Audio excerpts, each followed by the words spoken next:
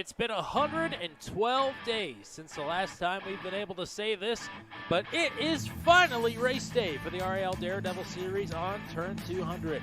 The Revolution Indy League is ready to open a new chapter in their history books as we are set to throw the green flag on Season 2 of Daredevil competition. There is no better place to kick things off than right here at Virtual Auto Club Speedway, where these drivers will do battle here tonight for 66 laps. Welcome back, one and all, to a new season of RIL Daredevil Series competition here on Turn 200. My name is Tommy Cook. Joining me here again tonight, as always, is the man, the myth, the legend, Mr. the Matt Williamson. Buddy, it's been too long, but we're back here tonight. We're ready to get after it in the booth. These drivers are itching to get after it tonight as well. But before we talk about the opportunities and challenges that Auto Club poses these drivers here tonight, let's talk about the schedule for Season 2 because it is jam-packed. It certainly is, Tommy, and it is great to be back for Season 2 of the RIL Daredevil Series. This is what we got coming up. The schedule has been cut down to 9 races from 10 last season, but I think that only serves to ramp up the intensity even more than it was last season, and it got crazy. Yeah. Although we only have 2 returning tracks from last season, Indy and Pocono, you can draw a lot of parallels from Season 1's schedule to kind of what we have here. Basically, swapped out Michigan for Auto Club, Atlanta for Charlotte, and arguably Milwaukee for Gateway.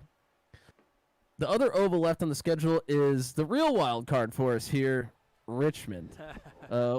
I mean, what are we going to see here? Richmond is a track that lives in the nightmares of many of the pioneers of the RIL. It makes its shocking return this season in round 4, and it will be 125 laps long. It's sure to be one that you don't want to miss, along with pretty much every race. You don't want to miss any of them.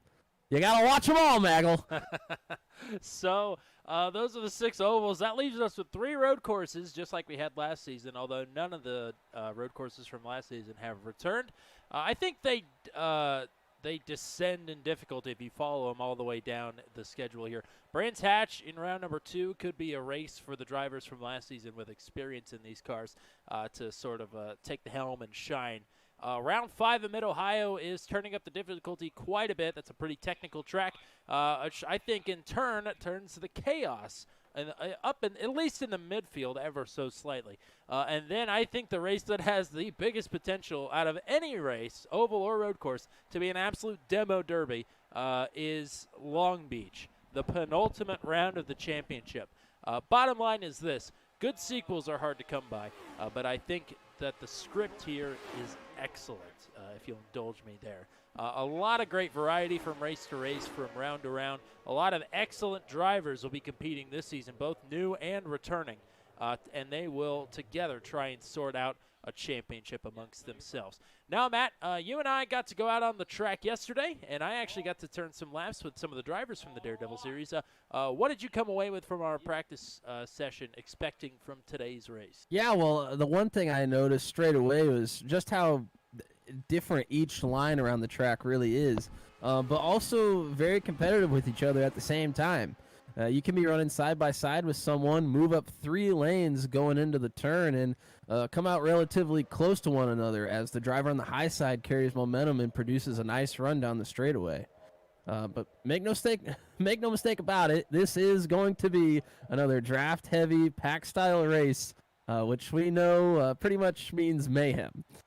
For the majority of the race, you're going to have a little tougher time with managing tires, in my opinion. You can overheat your tires very easily on the bottom over time. Plus, the apron in the corners can unsettle your car easily.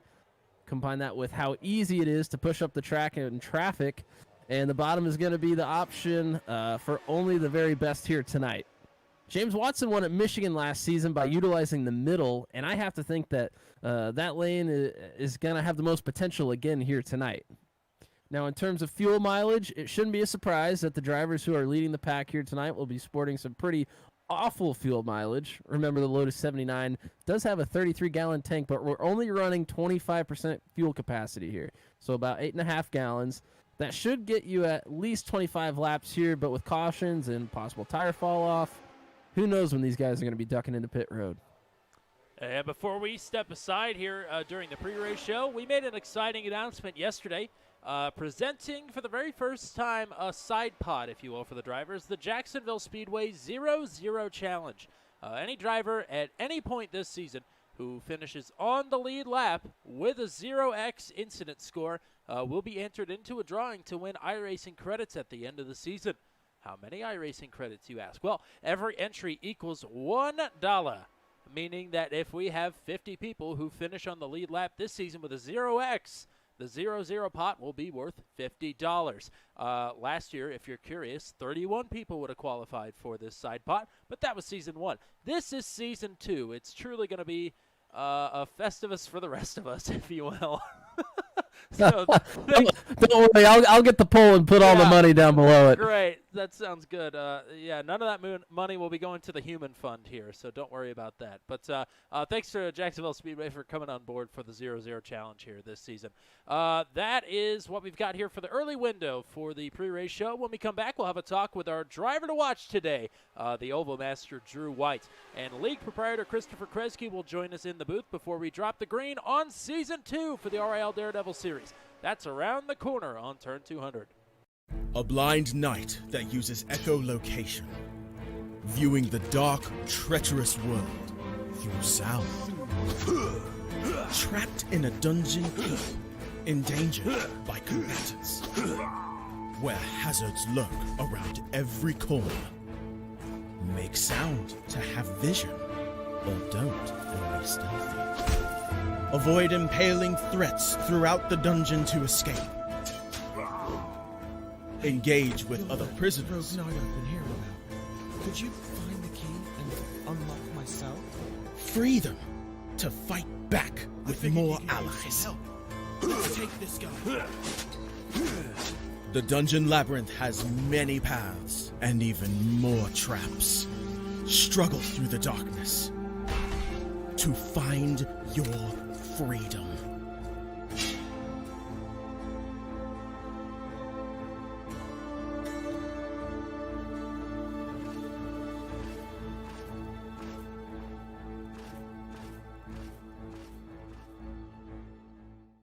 He's been dubbed the Oval Master.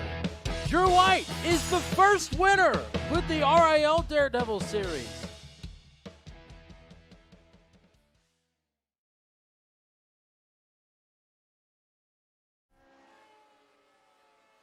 And we welcome in the man dubbed by Race vs. Gary Godso as the Oval Master. Tonight's driver to watch is Greenfield, Indiana's Drew White. Welcome back to Booth 200. How are you doing tonight? I am very excited. I'm grateful to be here in front of you two, and I'm grateful to be racing in front of hopefully a jam-packed audience. This is going to be exciting. It's probably going to be the most intense race of the year because it's going to be a full throttle fest, but it's what I live for. This is what I'm excited about whenever I get on racing. Yeah, if practice has been any indication at all, this is going to be an awesome race. But let's look at some stats here. You were up front a lot last season, a win and 2 top 5s, but those stats really don't do your performance justice. And we're coming here to Auto Club tonight where you notched your best Schaefer's IndyCar Series finish a couple of months ago. So what are your expectations coming into tonight's season opener? I'm assuming the front of the pack is going to be crazy at all times, so I'm probably not going to be up there for the first portion of the race. Whenever I'm in a pack race setting, I always try to hang out in the back of the main pack until I feel like I need to make a move towards the front. But there is a time limit on this series, so I got to keep that in mind. And it's always funny when we're in chat in the middle of the race. We never really know when the end actually is going to come. So it's going to be weird if that's going to be playing a part in the end of this.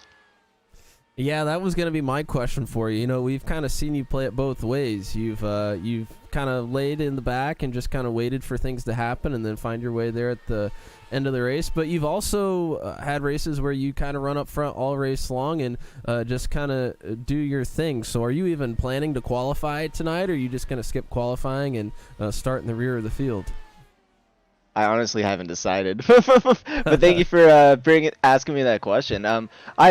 I know that I don't have a good qualifying time in the Lotus, so if I do qualify, it probably would be a mid-pack time. But if you might have just convinced me to not qualify and just hang out in the back and wait for a few cautions. Hey, it's not a bad strategy because we'll probably get a caution the first 10 laps, come in, get tires, get fueled in, and then if we go along greens, flags it. Maybe we could catch some people a lap down when another caution comes out.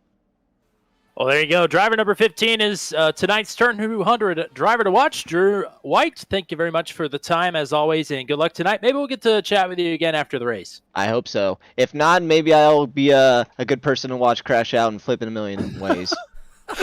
Always the driver to watch, no matter if it's good or bad, I suppose. Drew White, thanks again, and good luck in qualifying here. Thank you so much. All right, let's quickly bring in now the league proprietor, Christopher Kresge. Thanks as always for stopping in before the race to chat. It's another big night for the Daredevil series as we get ready to rock and roll for season 2. A lot of the talk heading into this season is the schedule, and a lot of positive talk, might I add, and for good reason. What went into picking some of the tracks that we'll see here in season 2 for the Daredevils? What's going on, guys? Yeah, I am super excited about this season.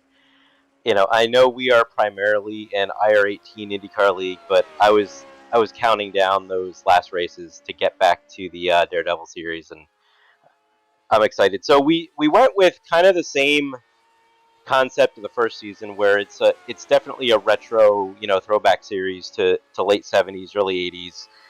Auto Club, obviously not an old track, but feels a lot like Michigan, so we thought we'd throw that in there. Brands Hatch, classic road course. USAC went there in 1978, and then Champ Car went back in 2003, I think. But that's definitely a classic, and that would be a fun one to go to. And yeah, we just wanted to kind of mix it up a little bit, kind of the same feel as last season, but a little different, if you know what I mean. Oh, absolutely. A lot of similar tracks, styles, but only 2 repeat tracks in Indy and Pocono. So that's I am very excited about this season just based on the schedule alone. I don't know about you, Matt. Oh, I'm certainly excited. I mean, in season 1, we had a really tight points battle heading into the final round, which resulted in an exhilarating race and a great broadcast for us. Christopher, do you have kind of the same expectations for this season, or do you think maybe somebody will run away with it this year? Well, it's going to be hard to top. Last season, we really didn't know what to expect. Late 70s Formula One cars on ovals. We were like, how's this going to go? And it was, a huge success. Really great racing. I think it's going to go well.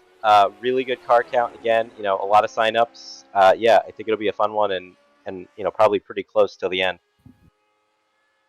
All righty. Well, I'll let you get out and qualify, but it's always a pleasure to have you in the booth here, Christopher Kresge. Thanks for letting us tag along for the ride here this season. It's going to be an incredible night tonight and an incredible season, too. Thanks again, Christopher Kresge, for stopping by here tonight. Yeah, thanks a lot, guys. Have a good night. All righty. So qualifying is underway here. We've got a couple of minutes left, and while we've got a second here, championship predictions. I'm going to let you pick first.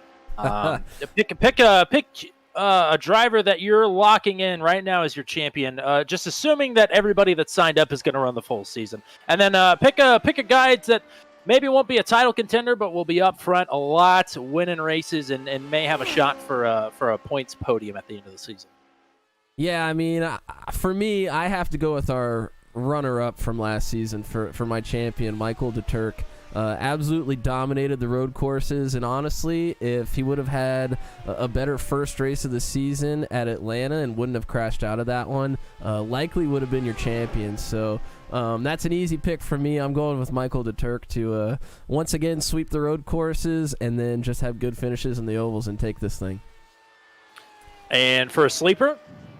Sleeper, I got to go with my man Christian Jasper.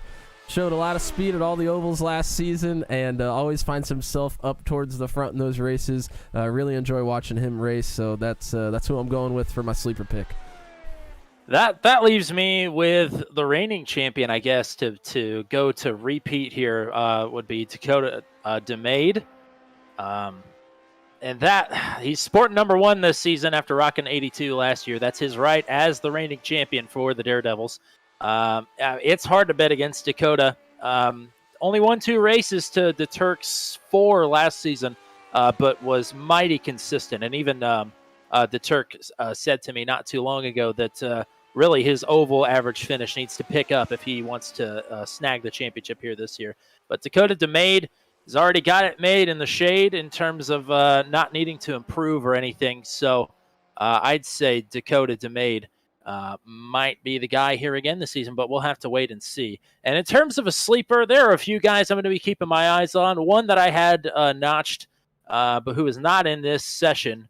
But you don't really, with this point system, which we'll show here in a bit, you don't really need to be at every race. Christopher Hill, I think, would be a sleeper to have a good points run and to maybe win some races here this season. Another guy I'm looking at is Nick Isidro in car number 424. He could be another guy who can really mix it up and win some races here this year, I think, after being so close at your season finale last year at Phoenix. All righty, qualifying is over here. For the first time in Season 2, we have a starting lineup. It is here at Auto Club. Race fans, let's get to it. Starting on the pole with his third career RIL Daredevil Series pole position, that is your reigning champion in car number 1, the Cornfield Kid, Dakota DeMade, will lead the field to green. Your reigning RIL Shapers IndyCar Series champion starts to his outside. That is car number 23, Nicholas Johnston. Boy, what a front row that is. A rookie driver on the inside of row number 2, car number 24, is Octavio Rondoletto. And the Supreme Overlord himself is on the outside of row number 2. How about it for Christopher Kresge starting in 4th? On the inside of row number 3 is another first-timer here for the Daredevils. Out of Stowe, Ohio, car number 69 is Logan Spath. And Nicholas Isidro to his outside in car number 424 starting in 6th. Third-place finisher from Shapers IndyCar competition this past season. Out of Brazil is the Storm Bruno Miranda in car number 77. He'll have Matt Williamson sleeper to his outside out of Nashville, Tennessee. That is the 67 of Christian Jasper. And on row number 5 on the inside, a race winner last year at Michigan in Daredevil competition. Track very similar to this. That is the 39 of James Watson. He'll have Hugo Galaz to his outside in car number 57. Row number 6 on the inside is Bless Lopez, who had some strong runs last season, as did Matt Houston, who will start in position number 12. Julian Martinez Pastor. I know I'm saying that wrong. I apologize. He starts in the 13th position. Michael Heinekamp will be making his second career start here tonight from the 14th position. Winner at Pocono last season, car number 2, Nate Siefker, will start on the inside of row number 8. He'll have Matthew Short starting to his outside as your season or your points runner-up from last season starts in 17th here tonight, the 47 of Michael DeTurk. Cody Claiborne, who was fastest in practice earlier, will start to his outside. Neil Lusher, Crusher Lusher, is back starting 19th. Trey Mitz will be making his debut tonight from 20th.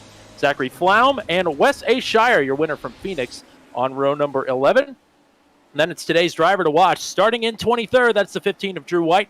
Will Weisbrod III will start to his outside. Then it's Alex Teeter, DL Lemon, Tony Patty, and Joseph DeCiro. 28 cars, that's a new record for the Daredevils. Matt, what are we going to be watching here as the race rolls along at Auto Club?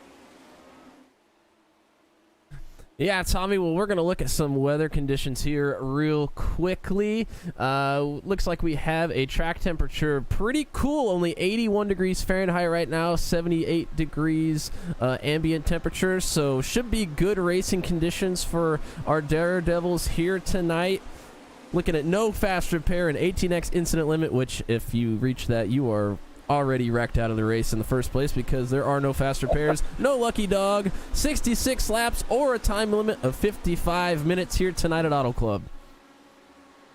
Oh man, I am ready. 28 drivers here at the 2 Mile Auto Club. Season 1 concluded in May. 4 months later, it's finally time to get back to the action. 66 laps. It's time to push limits and bust rivets. The Daredevils are on the move at Auto Club.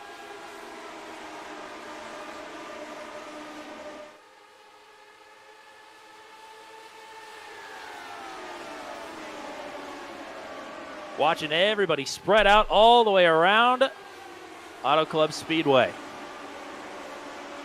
As right now,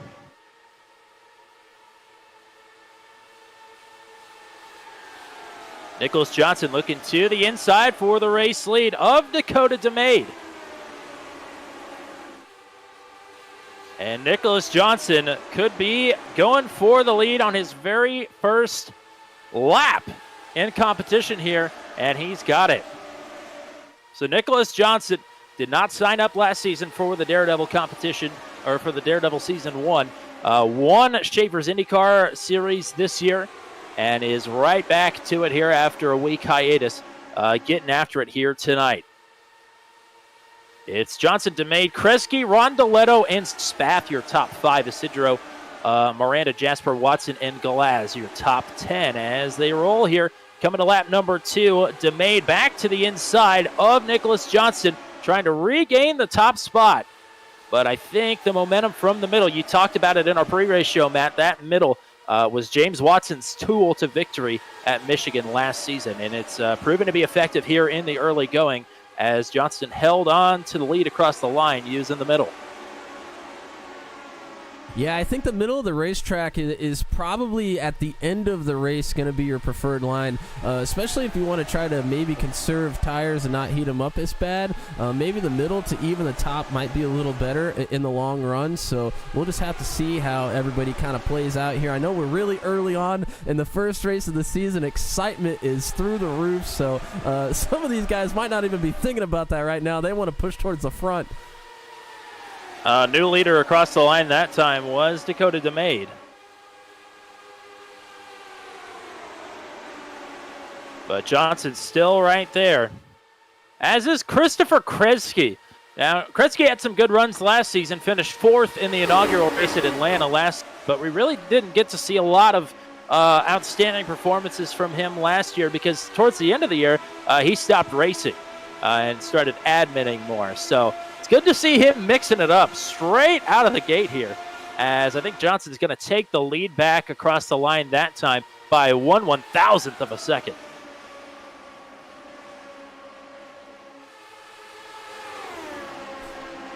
Yeah, and as I'm watching Kresge really mix it up here with the top drivers, maybe should have been one of our sleeper picks, but as you said, we didn't see a whole lot of him at the end of last season, so kind of slipped my mind a little bit as somebody who could run towards the front. And first move to the third lane is the 424 of Nicholas Isidro. So that will give clearance to Johnston over DeMay, but now here comes Isidro, now with help from Kresge. 2 green and white cars pulling up on the inside is Rondoletto and Bruno Miranda, the 2 Brazilian drivers. Isidro now slots in behind Johnston for spot number 2, swings it to the outside, and DeMay, I think, is rolling out of it, does not like what he sees, doesn't want to be a part of whatever's going to come next here. As we work lap number 6, Isidro now going from the third lane down to the second lane, looking for a little shot of momentum down the front straightaway here. See if he can lead his first lap of the season. And now he swings it to the bottom. He gets underneath of Johnston, an aggressive move right there, but it's one that might pay off for him.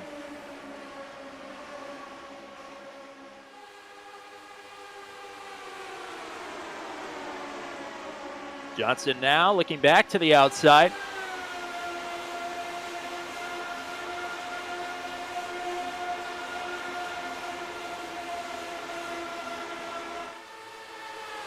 I think Isidro might have this lap. We'll have to wait and see. As we move down the front straightaway here, Johnston does have a run on him. And lap number 8, in fact, is going to go to Nicholas Johnston. And I got my speedometer up here, Tommy, reaching speeds of 197 miles per hour down the front stretch. That was one thing with this cooler track. Guys further back in the pack with runs may break the 200 barrier. Yesterday in practice, I was working with a couple of guys who were in the race today, and we could pretty consistently get up to 198, 199. I got up to 202 at one point. As wow, we are tight there for the lead, and the herd is closing in now as we've got a challenge there to the inside. Going up to the lead. And guess who it is? It's the sleeper Christian pick of the Jasper. century, Christian Jasper. Takes it 3 wide for the lead. That puts Isidro to the middle. Johnston to the outside. running that Mercedes-inspired livery with Rasha's Way Bakery plastered on the side pods of that car. Christian Jasper looking to make some noise early here. If not for himself, for Matt Williamson. I love And it, Maggle. At the line, that time it was Isidro by 5/1000ths of a second over Jasper. We are 3 wide for the race lead, about to be 3 wide for second. As Kresge, Houston, and I believe Cody Claiborne mixing it up there for third, fourth, fifth, and sixth, rather, if I could do math. Oh, a big moment there further back in the pack. I think that was Siefker who just had to roll out of it. Maybe not. That's one thing with the new season is we got to get used to the new liveries on these cars. As Christian Jasper, that time by, does take the lead. We're peaking 4 wide.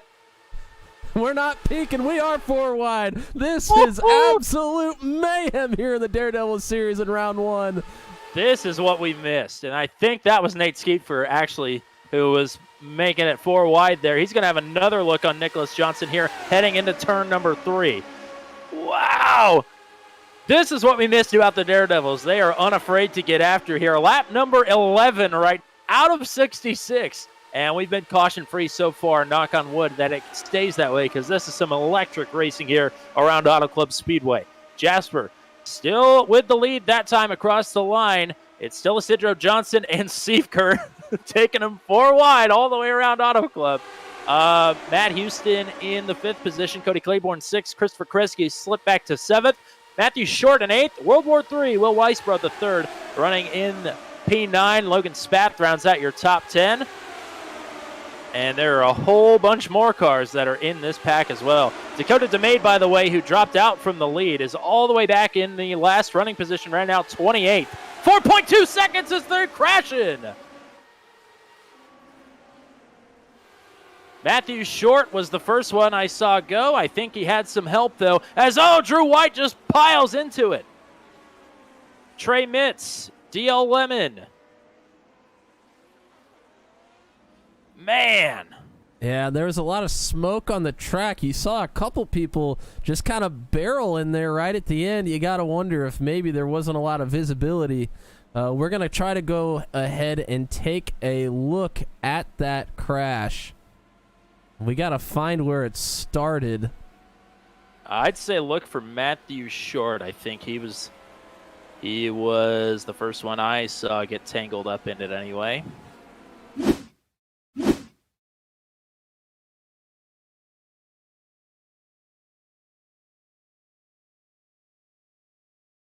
There's a little bit of blinking going on. It's hard to exactly tell. I'm going to try to rewind a little bit here. I think Trey Mitz and Matthew Short made some contact. Looks like Short may have come down just a touch on Mitz, and then everybody is on for behind them. I think Michael the Turk was involved in this as well. Which I just saw his name, and that's exactly what we were talking about pre-race. That if he wants to win the championship this year, that he can't have those, and, well, it reared its head early this season.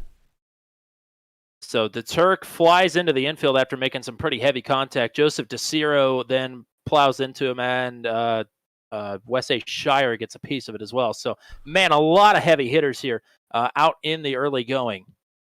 As we have some action on pit road, Christian Jasper has stayed out. I think most of everybody else behind him has come in. Nicholas Cedro is in. Nicholas Johnston is in. Will Weisbrod the 3rd is in, as is Siefker and Houston, Claiborne, Kresge, Spath, Watson, and Zachary Flaum, who is, I believe, now cracked into the top 10 as a result of this caution. As for the drivers who have stayed out, it is Christian Jasper, Neil Lusher, and that is it.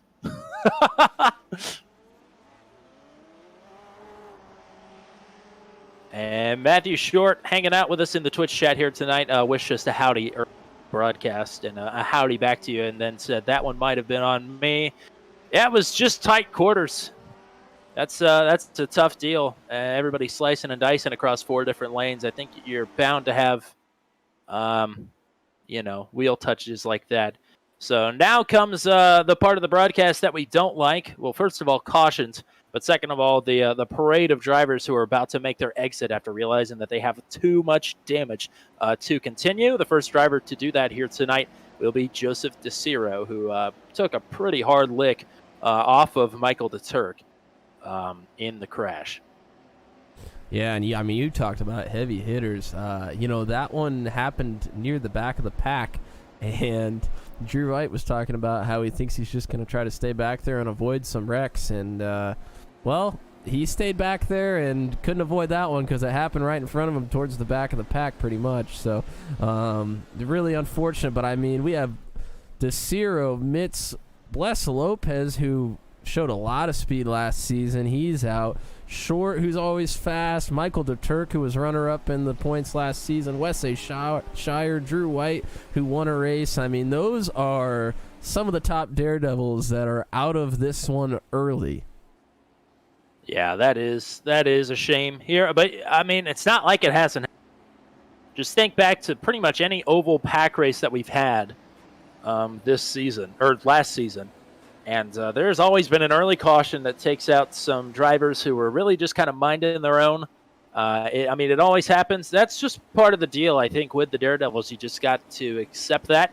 You could be up front or you could be in the back, and it can strike you at any point. And we're probably not even done with it, is the crazier thing. So now the question is, on lap number 16, Christian Jasper is the only driver who stayed out. I think Neil Lusher wanted to maybe lead a lap, and he did not get the opportunity to do that, has come back down pit road. Maybe he just wanted to make sure that he was going to be at the back for the start. But so Christian Jasper does lead the way here. It is single file restart. I believe we're coming back to the green here as Wesley Shire, Michael the Turk have now disconnected as well. So this is Jasper's restart. Everybody behind him is at least going to have a full load of fuel, if not some freshies, more than likely some fresh tires. Nicholas Johnston, Nicholas Isidro, Nate Siefker, Will Weisbrod III to make up the top 5. Neil Lusher then in 6th. Kresge in 7th. Hugo Galaz in 8th. Zachary Flam in 9th. And Octavio Rondoletto rounds out your top 10 as Christian Jasper is bringing them back to the green flag.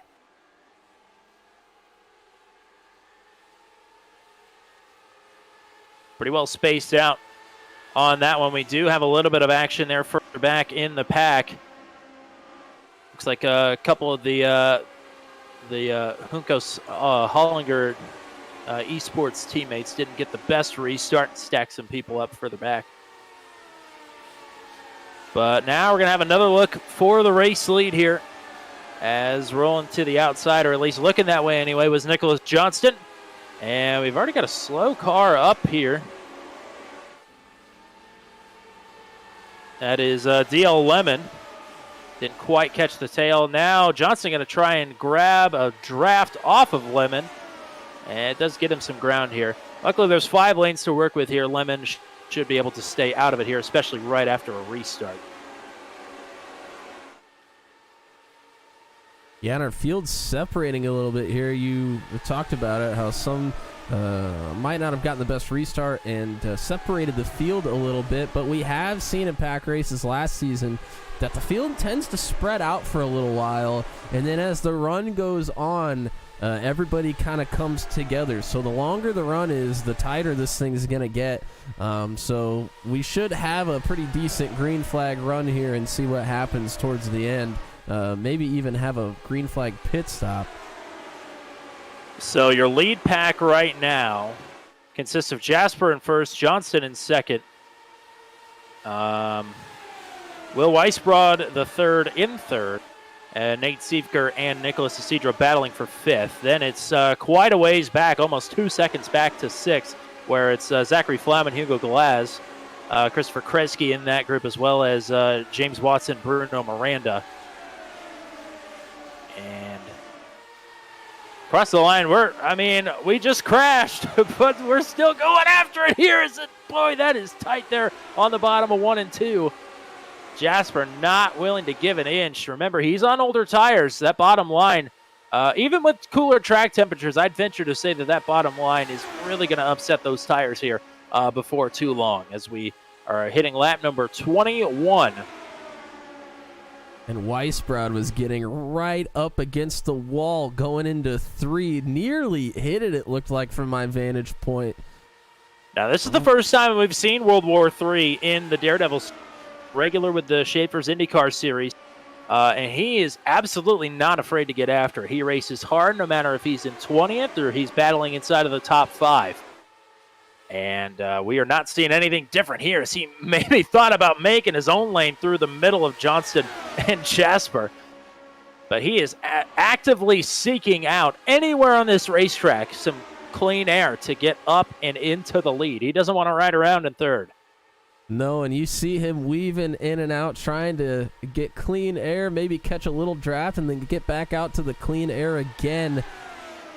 Doing everything he can in that 3rd lane to try to make a move and make the momentum lane work. Ooh, man, that was tight there, as Jasper's led the last 2 or 3 laps after the restart here. And now Weisbrod has a look to the middle. Moves Johnston up once again. And Johnston is just going to fade back just a little bit. That'll give Siefker 4th, as we got a lapper pitting in front of these guys. Siefker in 4th, Isidro in 5th. Actually, Siefker now in 3rd, Johnston 4th, Isidro 5th. Next pack, starting 6th and on, is losing time. They've lost about 0.6 of a second the last 3 laps. That is James Watson, Hugo Galaz, 6th and 7th, Zachary Flaum, Octavio Rondoletto, and Christopher Kresge, 6th through 10th. And then it's another second back to Cody Claiborne and his 6 drivers in that pack. So 3 different groups here, neatly separated in 1st to 5th, 6th to 10th, and 11th to 15th for us, as the caution is out.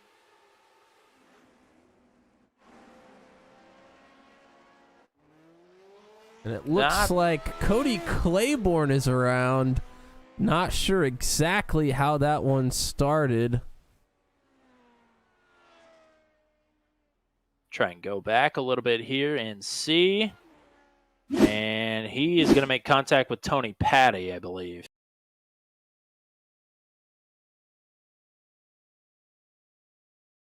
So Claiborne's in the 31 on the bottom.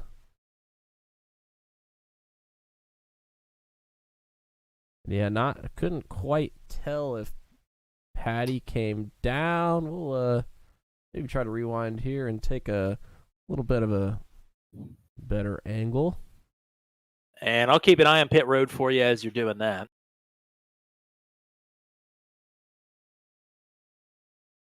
Patty's on the outside lane here. Yeah, actually, they both kind of went for the same spot. Patty did come down into that line a little bit, but with these cars, they don't really take up a whole lane per se, so there is usually a little bit of room there, but did not work out for Claiborne there as him and Patty came together. All right, so we do have some pitters, but Christian Jasper is still not one of them. First driver to pit was Will Weisbrod from 2nd. Certainly a bold strategy from Jasper. Do we know what our pit window is here, or fuel window, I should say? I think it's around 30? 25 to 30, I think, is what we said earlier. But those numbers were kind of based on like 3 and 4 car runs. With the lead car, again, really not getting that great of fuel mileage. So, at least in my experience. So, I'm a little surprised. I know we have had some caution laps, but Jasper electing to stay out here, maybe just waiting for caution and to thin the herd a little bit more before we bring him back into pit road. So, as they're bunching back up under caution here, reminder that just because the action is stopped in Indy for the year doesn't mean that you shouldn't visit Speedway Indiana. If you find yourself around IMS this offseason, carve out a little time to visit the title sponsor of the RIL Daredevil Series, Daredevil Brewing Company. Their brewery and tap room is located in Speedway, Indiana, right across the street from AJ Foyt Racing, just south of IMS, recently featured on NBC's NASCAR coverage as well. If you're not in the mood for some brew as much as you are for some good food, check out their restaurant, Daredevil Hall, in the northeast end of Indianapolis. In addition to their tap room and restaurant, you can find their products all across Indiana in restaurants and grocery stores, including the #1 best-selling Indiana-made IPA, Liftoff. Even if you won't be in Speedway anytime soon, you can still place an order online, if nothing else. Be sure to get on their social media and blow them up and thank them for sponsoring the Revolution Indy League and this group of drivers in particular. That is Daredevil Brewing Company back for Season 2 here, and could not be more thankful for their support. I also want to say that our first 4 oval races this season are brought to you in part by the TNT Shock Series. It's a USF 2000 IndyCar Oval League that will be starting back up on November 1st. So if you're interested in that, find them and their Discord and their social media and get hooked up with them. That is another fantastic racing series to be keeping your eyes on here if you like this style of road course cars on ovals doing fun stuff. And to mention, Christian Jasper has now gone to the pits. He did Okay. go for fuel and tires. So we thought he was going to have to. We were getting a little worried for him there, but just a little bit of a strategy play there. Going to find himself in the back of the pack here. Probably waiting for maybe another caution and maybe stay out then and find his way to the front. 21 cars left on the battlefield here, 19 of those on the lead lap. But right now in front, an impressive showing right out of the gate for the 23 of Nicholas Johnston, who takes the lead back over from Christian Jasper and will bring the field back to the green. Nate Siefker, James Watson, Zachary Flaum, another debutant here tonight in 4th, Christopher Kresge in 5th. That's probably not what that means, but I said it anyway, so...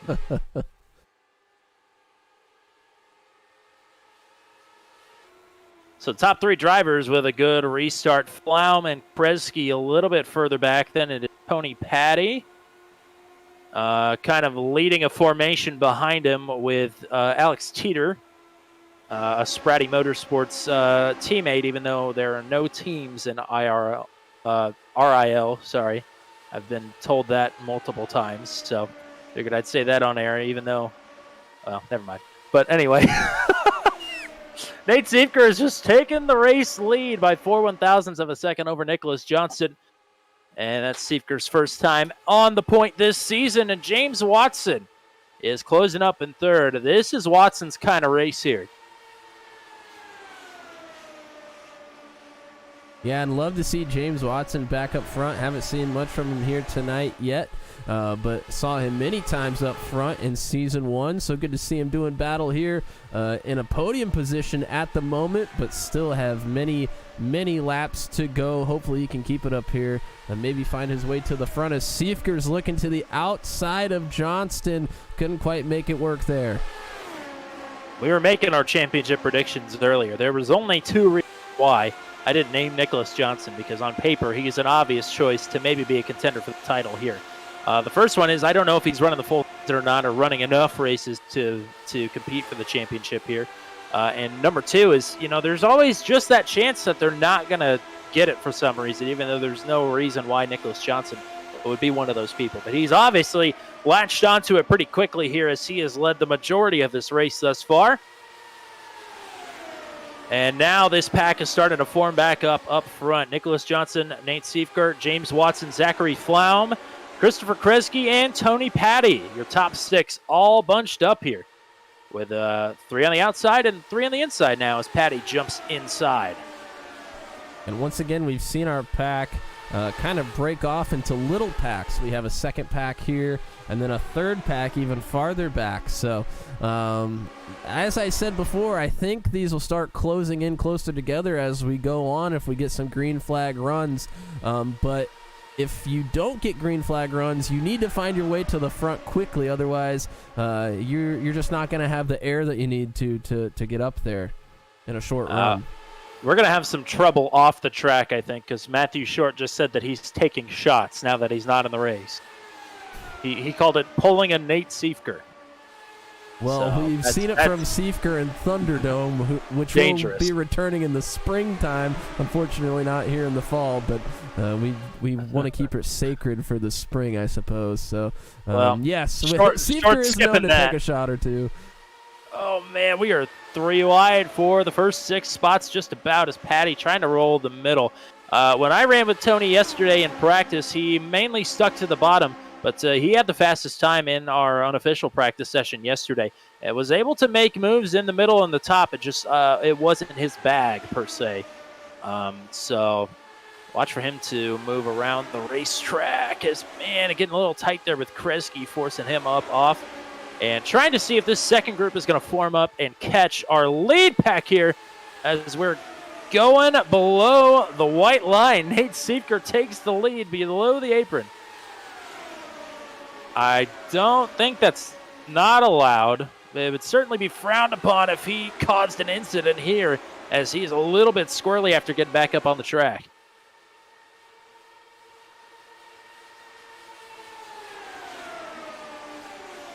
So move Johnston now back to the top spot, although Siefker led last time across the line. How about Zachary Flaum running in the 3rd position right now? Out of Cedar Lake, Indiana. Making his first Daredevil start here tonight. He's run a little bit with the Schaefer's IndyCar Series, 3 starts, in fact, with the best finish of 11th at Road America in Season 2. So it's not a regular competitor, but one that is always up there mixing it up when he does make it out here. And no different here tonight.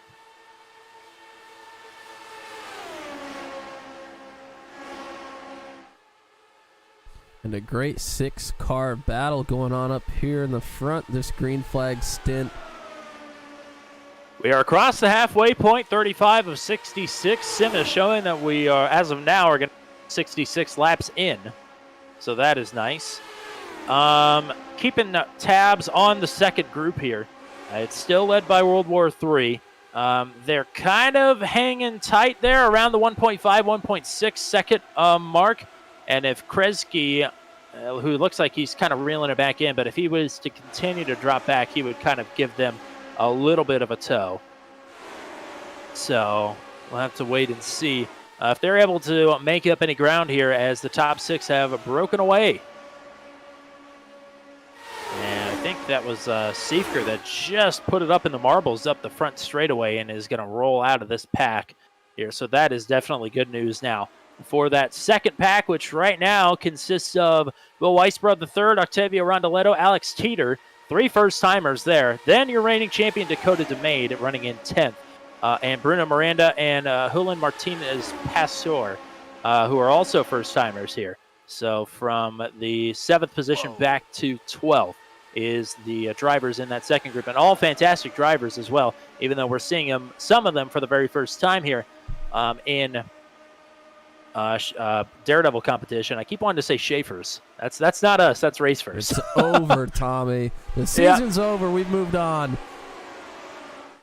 And obviously the little contact that Tony Patty made with Matthew Short earlier in the race has not affected the car at all. Tony Patty is in second and looking for the lead.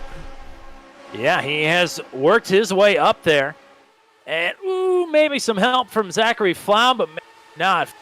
Seeking maybe to get around this battle and make it a 3-car dance for the top spot. Johnston led Patty that time across the line, but the Daredevil Brewing Company car sits in second. And you have to wonder if there's going to be some shenanigans, maybe a nitrous boost for the company car. Flaum now pulling up to the outside. I think he's going to have a good look here through 3 and 4. Maybe that top side doesn't look great through the corner, but it gets a good run down the straightaway. And just as I say that, maybe he doesn't get a good run down the straightaway, because James Watson now is going to pull up into the 3rd spot on the bottom. Ooh, Patty and Johnston are just about wheel to wheel there on the bottom of the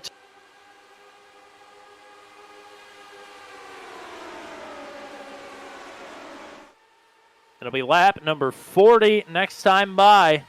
And Patty looking to lead his first laps of Daredevil career He signed up last season, never made it out to make a start, and is making a pretty big impact right out of the gate here, even though he did have contact. I believe it was actually with Trey Mitz earlier to bring out that caution, or maybe it was Bless Lopez. I can't remember, but I don't think it was with Matthew Short. As keeping an eye, if you're hanging out with us here tonight, drop us a chat. Appreciate you coming out to see the spectacle that is the RIL Daredevil Series here tonight.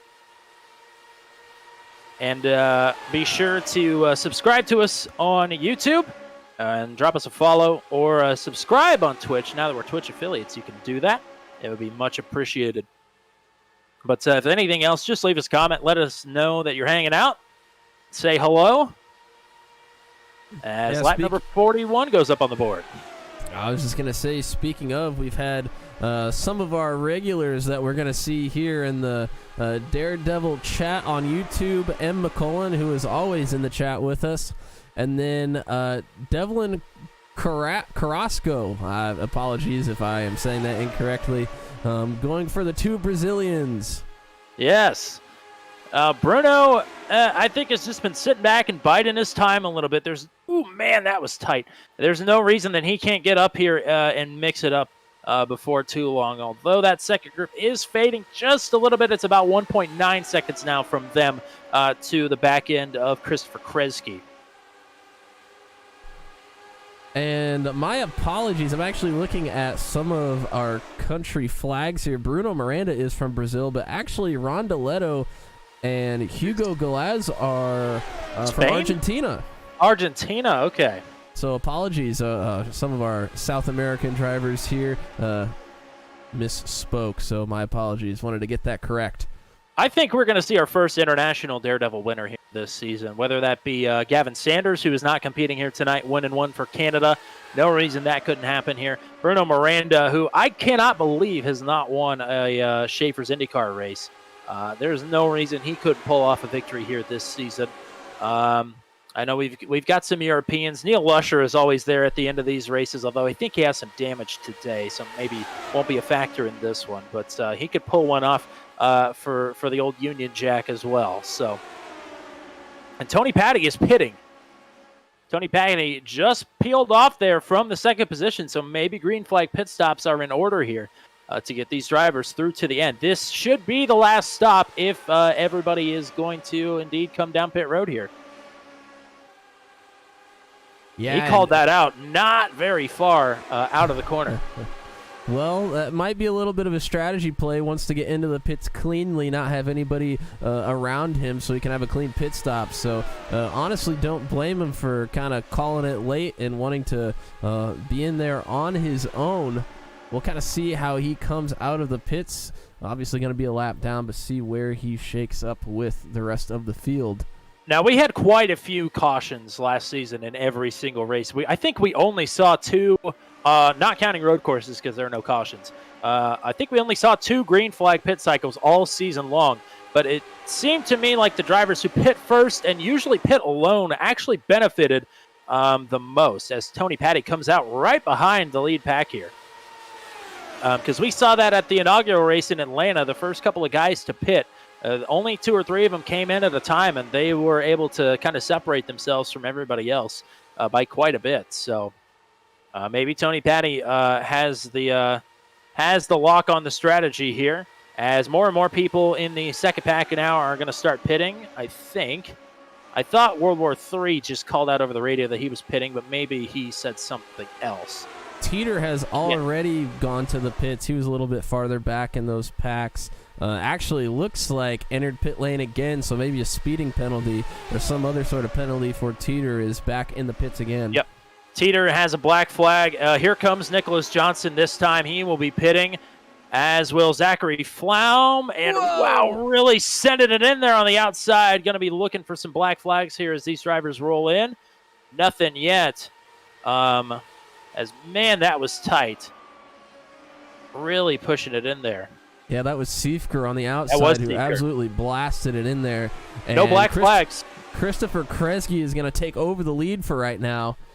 All right. That is... Oh, go ahead. I was going to say, also have to wonder, Christian Jasper, did he stay out long enough to maybe save fuel and make it all the way to the end? That little devil, I swear. He may have had the drop on the dub strategy. We'll have to wait and see. Kresge has hit pit road. Octavio Rondoletto is your race leader over Will Weisbrod by 1/1000th of a second that time. Bruno Miranda now up to third. Julian Martinez Pastor now runs in fourth. So the three South American drivers with World War III in the middle of them, all sporting that green and white livery here. As still going to be monitoring our black flags and don't see any, so that is always a plus.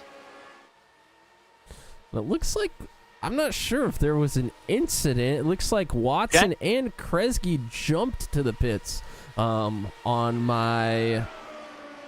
Well, they are back out on track, or Kresge is at least. Interesting. As the sun has just come out on the sim. The sun is out, at least in turns 1 and 2. Yeah, Watson and Kresge are back out on the track. So interesting. Not sure. The sim can be funny sometimes. The leaders have caught some of the lap cars who have already pit or mid-pit cycle, and this is where it gets really jumbled up here. When you've got the leaders not pitting, they're in the middle of the lap cars. We saw this at Atlanta last season. It did not end well for Michael de Turk, who had been one of the dominant forces of that race, and got caught up in another lap car's mess. So they're running right now with Dakota DeMay, James Watson, Christopher Kresge, Tony Patty, and Zachary Flaum. So this, in theory, will be the battle for the lead once it cycles back out, but they've got the actual leaders behind them right now who have yet to come to pit road. Will Weisbrod III has pulled up in front of Octavio Rondoletto here, who now leads Miranda and Julian Martinez Pastor. And again, if I'm saying these names wrong, I apologize. Please correct me. I want to get these names right because especially I know a lot of the Ghost Hollinger teammates have a lot of people who come out and support them, and rightfully so. They're three fantastic drivers. So, man, we are tight here as Weisbrod is putting the squeeze on Patty there in the middle. Yeah, and as you say that, one of those supporters is in our YouTube chat. Tico Paulista says, go, Bruno Miranda. There goes the storm. That's what they call him. Man, this is tight quarters, especially lead lap cars and lap cars in the mix here. As, man, we are wheel-to-wheel. Patty almost up into World 3. Man, they are tight here.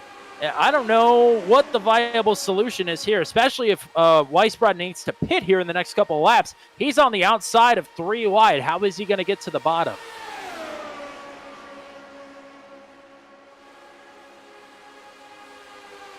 So it looks like the top 13 cars right now, actually the top 11 cars have yet to come to pit road. That is Weisbrod, Rondoletto, Miranda, Pastor, Claiborne, Heinekamp, Isidro, Jasper, who may be good to the end. We'll have to wait and see. Galaz, Houston, and Lusher have yet to hit pit road here on this green flag pit cycle. And the leaders are in the mix of who I'm assuming will be the future leaders. As up ahead of these guys is DL Lemon, who graciously heads to the bottom as Patty makes contact there on the bottom with Flaum. Oh, what a save from Patty. But, man, that... We'll see. And Will Weisbrod just came over the radio and said, oh, my God, my life just flashed before my eyes. And he is absolutely right. We'll see if that affected the car of Tony Patty in that 91 machine. Looks like still rolling pretty good. Okay, Weisbrod just called out over the radio. He needs to pit, but he's got a car to his inside, and that was Rondoletto. Rondoletto graciously rolling out of it, letting Weisbrod in on the bottom. Yeah, very classy move from Rondoletto, giving Weisbrod the low lane so he can get to the pits as we see him roll out. This is a tough pit entry. I'm surprised we didn't have more than one black flag, as I think Nicholas Isidro just came into pit road as well. That gives Bruno Miranda the race lead. Race fans, the storm is in P1.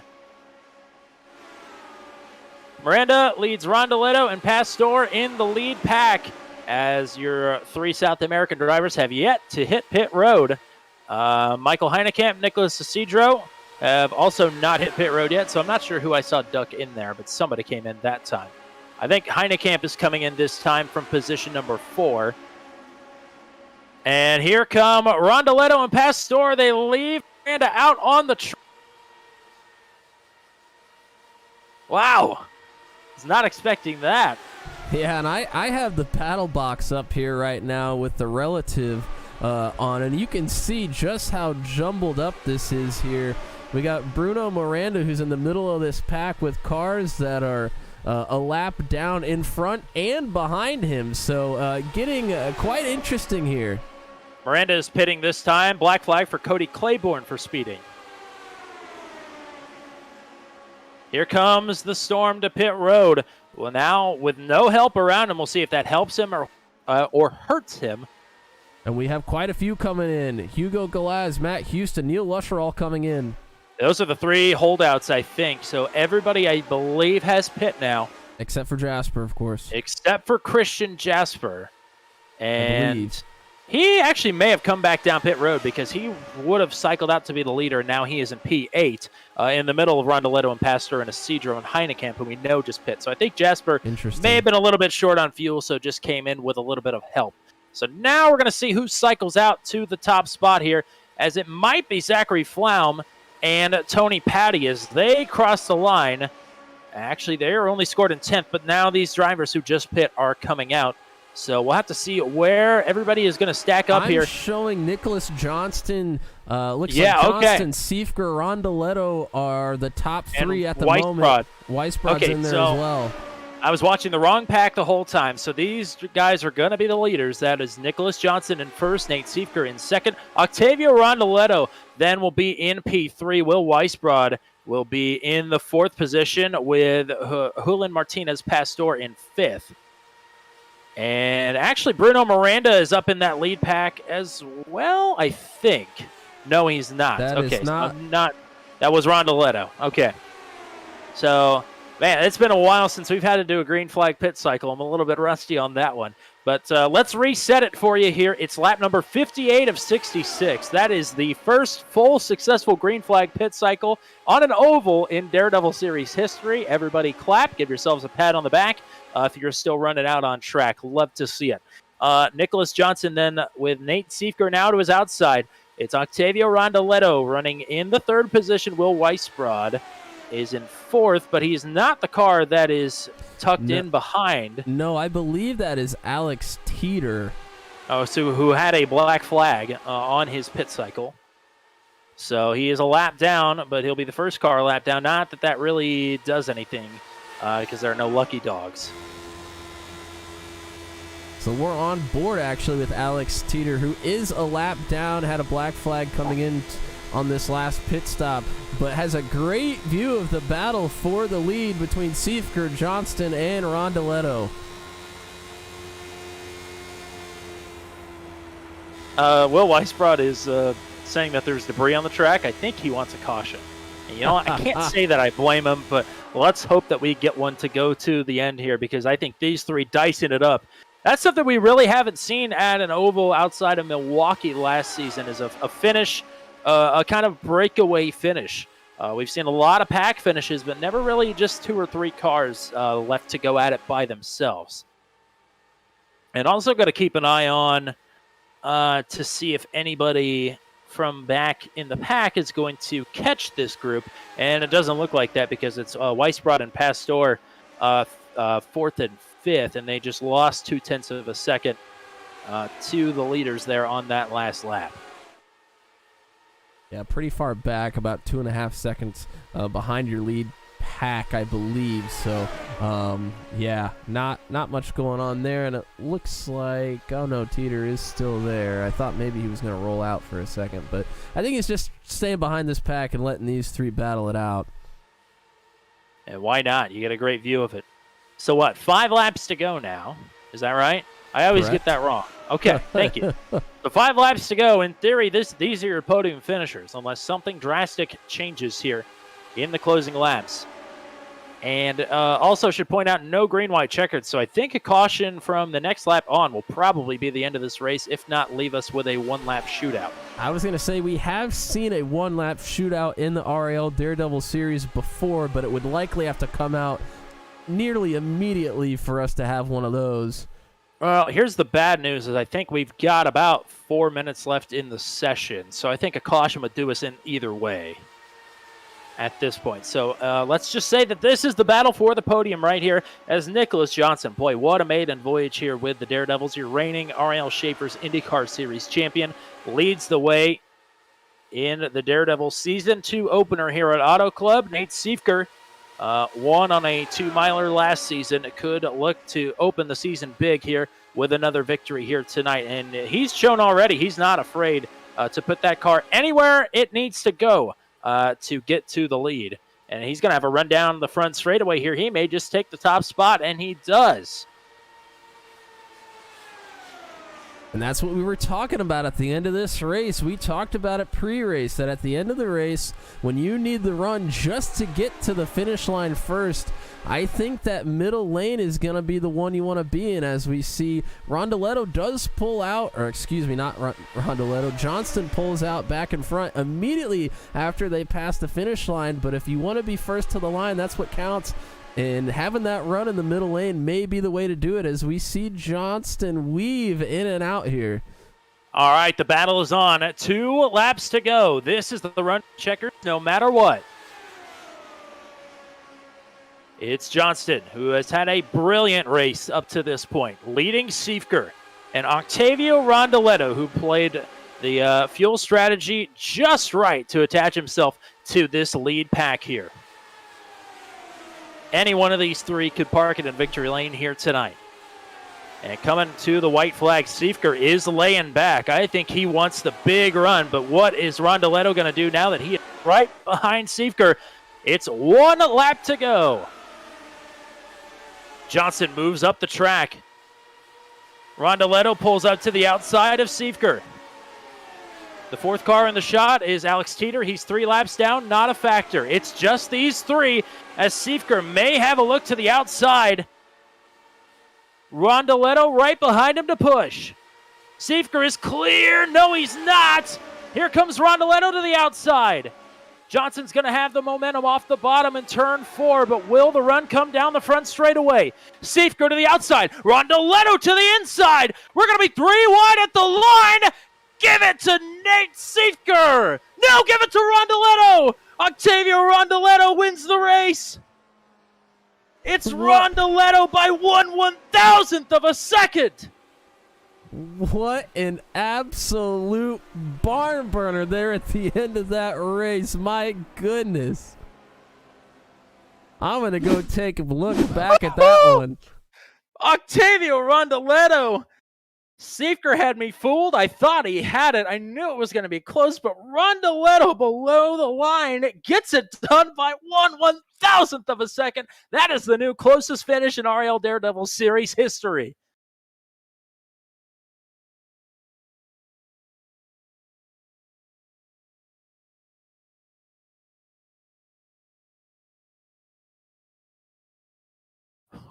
Wow. To come to the line, Rondoletto and Johnston actually came together. And see, I saw that, and that's why I figured Siefker had it. Because I figured that was going to slow down Rondoletto just enough. But oh my gosh, how close is that? That was how close it was, ladies and gentlemen. Unbelievable. Oh, what an absolutely electric opening race here. To kick off the Daredevil season number 2. Have you ever? I have absolutely never, my friend. Wow. All right, let's, as some of the drivers here start to trickle into the waiting for interview, well, let's go ahead and give you the full finishing rundown here. Wow, I am just buzzing. That was electric. Okay, so it is Octavio Rondoletto going 1 for 1 in his opening race here with the RIL Daredevil Series. He takes the win by 1/1000th of a second over Nate Siefker, who will grab his second career podium finish with the Daredevils. Another outstanding debut for your reigning Schaefer's IndyCar Series champion, the 23 of Nicholas Johnston, who will finish in the third position. Then it is Julian Martinez Pastor, who will finish in the fourth position. I think the driver who's going to win Hard Charger here today will be Will Weisbrod the third, who will round out your top five. Bruno Miranda, another solid run for him tonight.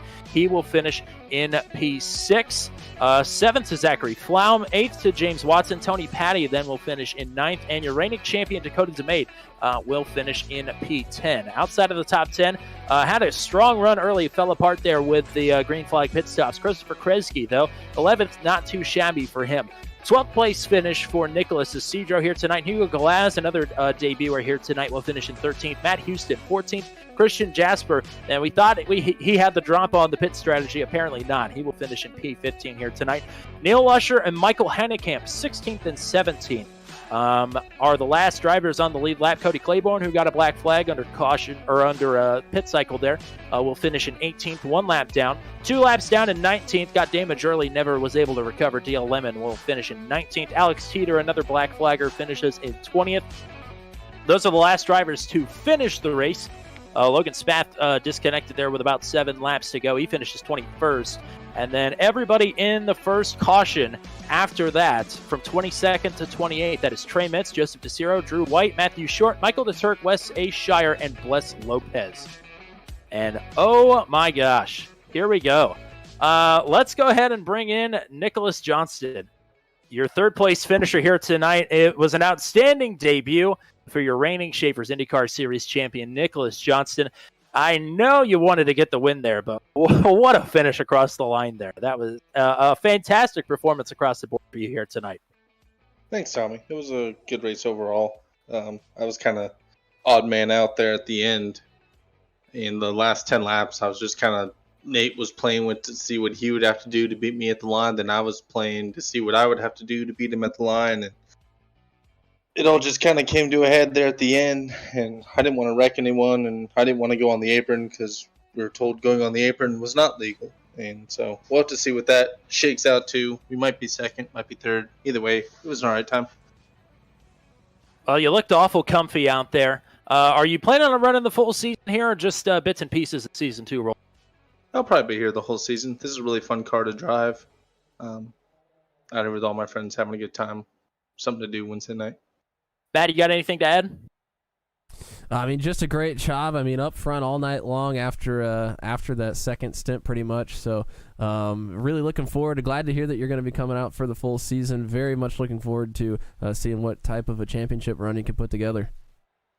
Yeah, it'd be good to see if I can put something together here. I know they run a lot of ovals, but I seem to do at least okay on them. Tonight really came down to maximizing your pit entry. I think Nate and I did a really good job, and that's what kind of separated us from the pack there, and then we can just kind of fight it out between me, himself, and Octavio. So I think as long as I can learn the brakes on this car, how deep I can get into the pits, and just maximize that, I think we'll do a lot better on the ovals. Well, third place, not a bad start for you here tonight in your first career Daredevil start. Who do you want to thank here for his medal step on the podium? Thanks, guys. First, my beautiful girlfriend Danielle. Thanks for watching, babe. Appreciate it. If any of the SKL guys are out there watching, the Tom Watson Racing, thank you guys for your help. I know tonight we all just kind of hang out in here and have a good time, but I know with the more serious stuff on the IndyCar side, it's good to have a good group of guys to work with and work together with. RIL for putting on this series, and you guys for broadcasting. Really appreciate it. Well, thank you, sir. I know we'll be talking to you again at some point in the season then. So have a good night. Yep, we'll see you guys next time. All right. By 1/1000th of a second, your second place finisher here tonight was Nate Siefker. And, man, there were so many different times I thought it was swinging your way, and then it wasn't swinging your way. You come away with second place here tonight. And the closest finish that we've had here with the Daredevils, what's the thoughts going on right now? I think I should be the winner, realistically, because the apron wasn't allowed. So I don't know how the apron should be allowed on the last lap. Some Reagan Smith type stuff, if you ask me. So as long as we're consistent with I tested earlier in the race because I didn't get a clear answer earlier, and I went on the apron and made a pass, and I basically said, "Hey, is this allowed?" And I got told no. So I think the president was set that the apron was off limits at that point. And if you ask me, I think I'm the winner. I think Nick ran second, and I think that Octavio finished third. So that's it, if you ask me. Otherwise, it was a great race. Had a great blast running with Nick there. Maximizing everything on the pit entry to be a two-car pack. And I think the original plan was just for us to kind of sit and wait until we got to the end, and then we had Octavio come in with us too, though. So that kind of threw a wrench in the plan. But overall, I thought it was a great night overall, and I'm quite pleased with the podium, regardless of where it ends up actually finishing at. Yeah, you're straight out of the gate here with a fantastic start, regardless of the finish there. Matt, you got anything you want to add here? I just have one thing to add. I'm actually watching the RIL chat at the moment, and Christopher Kresge, the Overlord, just clarified to us the finish stands.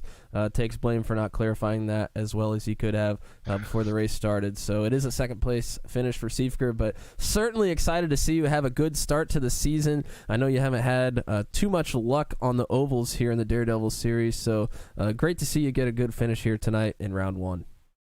I appreciate it. Thank you. Who do you want to thank here from the middle step of the podium tonight before I let you go?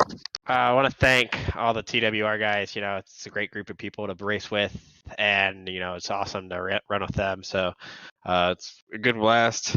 Can't complain running with them at all.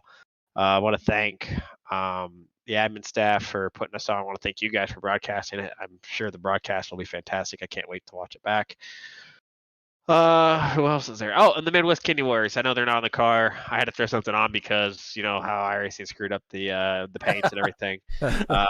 But Midwest Kidney Warriors is a great group of people. What we do. I don't know if I've ever been on the podium with you guys, but basically, helps people.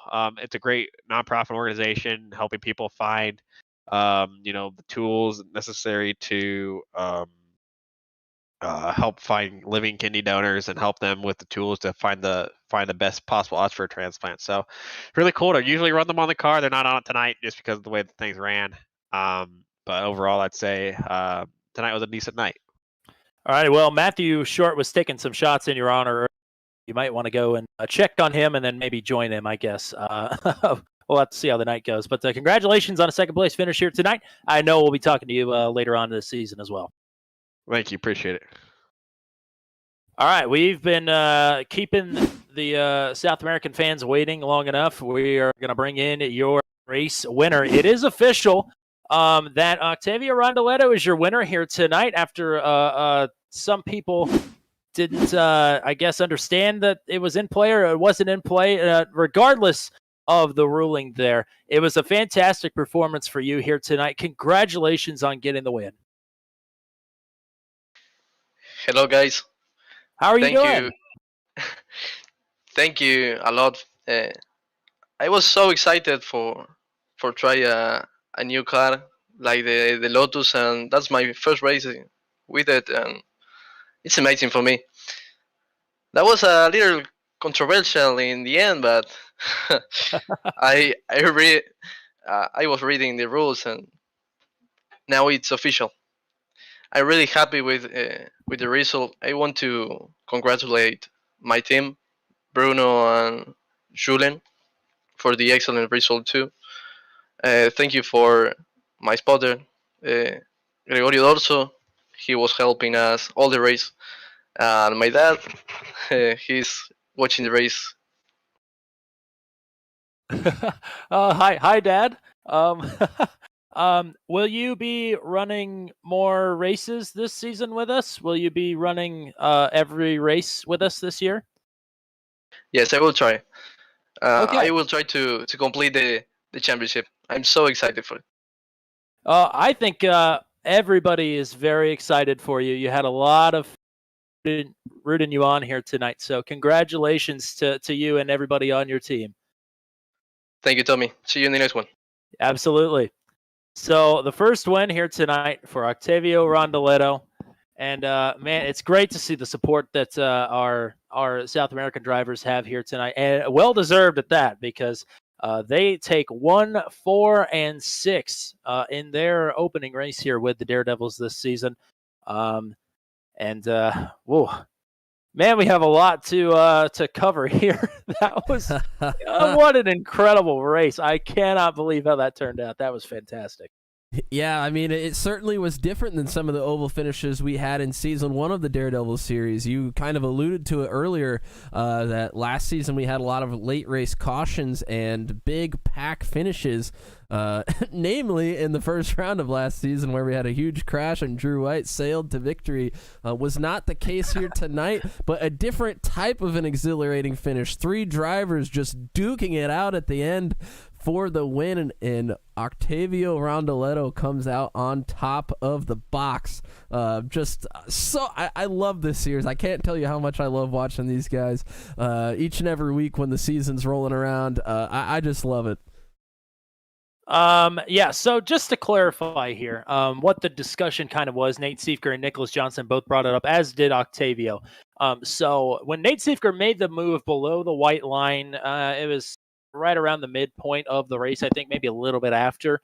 There was some chatter over the radio from James Watson and Christopher Kresge about whether or not that was an acceptable move. I kind of interpreted it as they were kidding, but I guess maybe they weren't. I don't really know. So Nate Siefker then assumed, and I think most people did, that the bottom of the track was off limits.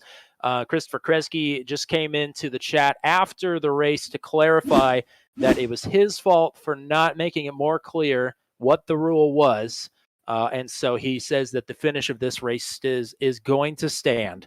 So Octavio Rondoletto does win. Let's not let that soil what was a fantastic finish no matter what. And a great opening race here for the RIL Daredevils in Season 2. Anything you want to close out with here, Matt? Just thank you to everybody that came out for the first round of the Daredevil series. I hope you liked what you saw, because it's going to be a lot more of that for the rest of the season. The drivers that we have in this series are just unbelievable. We have some drivers coming in from Schaefer's that are joining us for their first season of Daredevil competition, and I think it's shaping up to be definitely the best season yet. I know it's only the second one, but this is going to become one of the greatest series that you can have on iRacing, especially open wheeled, and I just cannot believe that we at Turn 200 get to sit up here in the Turn 200 booth and call the action here. I just love every minute of it, and very excited for the rest of the season. Absolutely. Thank you to everybody at the Revolution Indy League for letting us come back, and for everything that they do here for the Daredevil series and the Schaefer's IndyCar series as well. And thank you to everybody else for their continued support of Turn 200. We could not do it without you. I truly and honestly mean that. I know we had quite a few people watching here tonight and interacting with us, leaving comments. So appreciate everybody for sticking around for what was an amazing race. Our next broadcast will be right here next Wednesday, 7:45 Eastern, as we tackle our first road course of the season. Round number 2, Brands Hatch, will be on tap here next Wednesday night. You're going to want to be a part of the action on Turn 200 here that the RIL Daredevil series brings here every single week. Be sure to like our stream here tonight, hit follow, and subscribe to get notifications every time that we go live this season. Thank you once again to Daredevil Brewing Company, the title sponsor of the RIL Daredevil series, for their continued support, as well as the TNT Shock series for sponsoring tonight's Auto Club race number 1. And thank you to Jacksonville Speedway for sponsoring the 0-0 Challenge. We'll have an update of anybody who qualified for that. A little side pot there at the beginning of next week's broadcast, so stay tuned for that. For the greatest stream producer of all time, Mr. Matt Williamson, I have been Tommy Cook, and until we meet again here on Turn 200, we say so long from Virtual Auto Club Speedway, where Octavio Rondoletto shocks the entire world and wins in his very first race here in the RIL Daredevil series.